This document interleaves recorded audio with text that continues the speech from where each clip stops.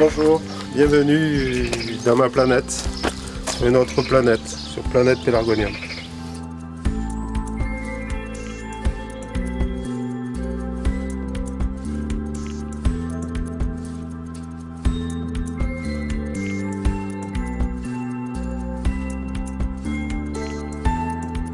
Planète Pélargonium, c'est un jardin qui est destiné à la plante la plus populaire, sûrement la plus méconnue, que tout le monde appelle communément le géranium.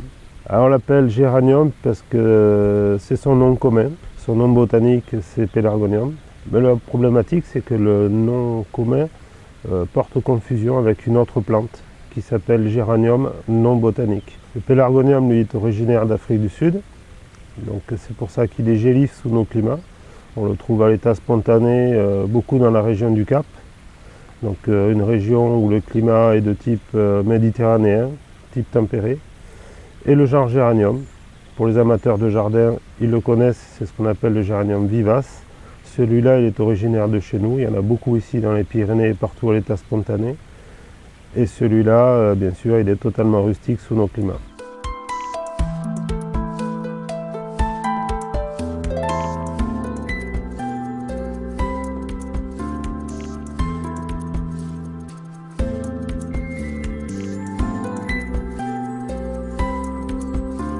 Ici, le jardin se compose donc en trois parties. Donc la partie jardin extérieur, mon jardin est totalement une gestion totalement autonome. C'est-à-dire que la partie extérieure n'est jamais arrosée, jamais fertilisée et jamais traitée. C'est dans le but de montrer aux gens de quoi les pélargoniums sont capables, y compris les plantes qui ont été créées par l'homme pour faire de la déco. Donc ça, c'est la partie extérieure. La partie intérieure, elle est plus destinée aux pélargoniums qui sont toujours originaires d'Afrique du Sud et qui poussent dans les zones semi-désertiques à désertiques.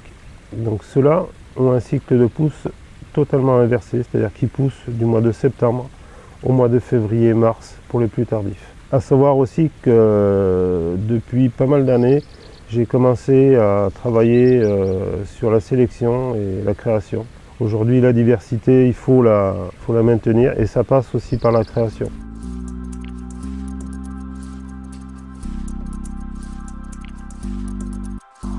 Ici donc on est dans le jardin intérieur et ici nous sommes devant un pélargonium qui est issu de mes travaux d'obtention qui s'appelle Planète Big Sancho. Plante extraordinaire qui a un développement fabuleux et vous voyez ici dans la serre, je n'arrose jamais. Hier il y avait pratiquement 50 degrés ici dans la serre. Donc tous les jours les plantes vont prendre un stress très important au niveau chaleur. Alors ça c'est une fleur qui s'appelle Prémorsum variété Speciosum qui pousse aussi en Afrique du Sud dans les zones vraiment très arides. Et là c'est bien parce que là vous avez à la fois la fleur qui est vraiment très spectaculaire. Il faut savoir que le pélargonium a 5 pétales, 2 pétales en haut, 3 pétales en bas. Et lui il n'en a que 4. Le 5e il faut le garder à la loupe carrément, il est quasiment soudé sous les étamines. Et ici vous avez quoi? Le fruit du pélargonium, qui vient du grec pélargos, qui veut dire bec de cigogne, parce que le fruit est en forme de bec de cigogne.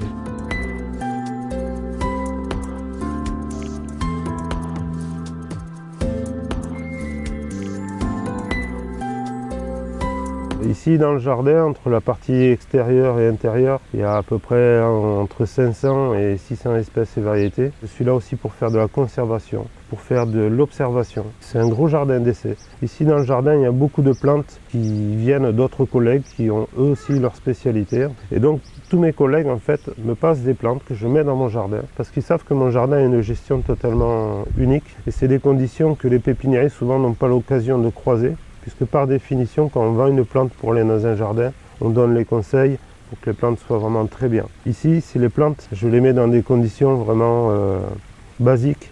Et c'est aux plantes à trouver le moyen de s'adapter à ces situations qui sont très difficiles.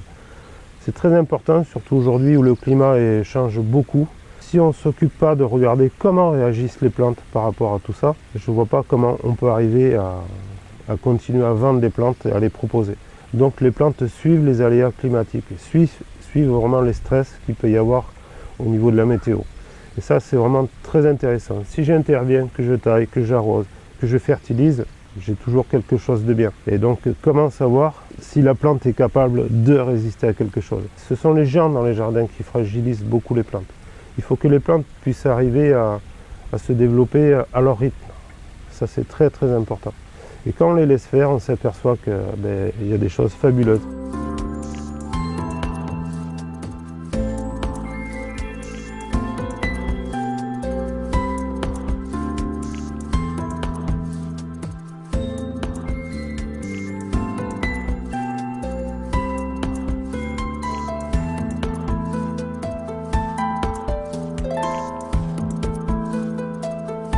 Alors ici nous sommes devant un mur végétal composé uniquement de pélargonium. Donc là le mur est en cours de réalisation. Comme vous pouvez voir, le mur se compose d'une toile qu'on utilise en horticulture qu'on appelle des hydronappes. C'est une toile qui est faite en tissu recyclé, hein, tout simplement. J'ai agrafé des poches et dans ces poches, les pélargoniums poussent uniquement dans de la roche volcanique qu'on appelle la pouzoulane. Et les plantes vont être obligées de développer un système racinaire proche des systèmes racinaires qu'elles peuvent développer dans des cultures en hydroponie, c'est-à-dire avec beaucoup d'eau comme on fait les tomates aujourd'hui. Donc là l'arrosage se fait uniquement par les tuyaux microporeux, l'eau ruisselle et comme dans une plante qui peut pousser à flanc de falaise comme on peut voir dans les Pyrénées, la plante va prendre un petit peu d'humidité au niveau des racines.